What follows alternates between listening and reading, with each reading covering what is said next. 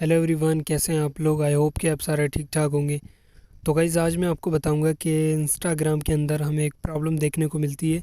तो यहाँ से मैं इंस्टाग्राम को करता हूँ ओपन।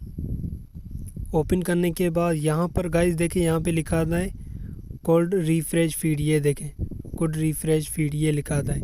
ये प्रॉब्लम आ रही है। अगर आप लोगों के पास भी ये प्रॉब्लम आ रही है तो बेसिकली ये क्यों आ रही है और इसका सॉल्यूशन क्या है आज मैं आपको बताता हूँ।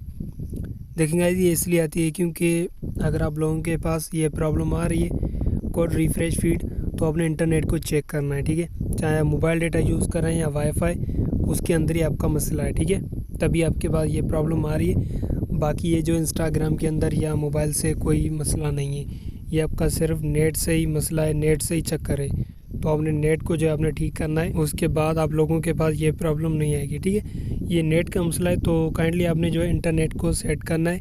ये इंटरनेट की वजह से ये प्रॉब्लम आती है। Thanks for watching.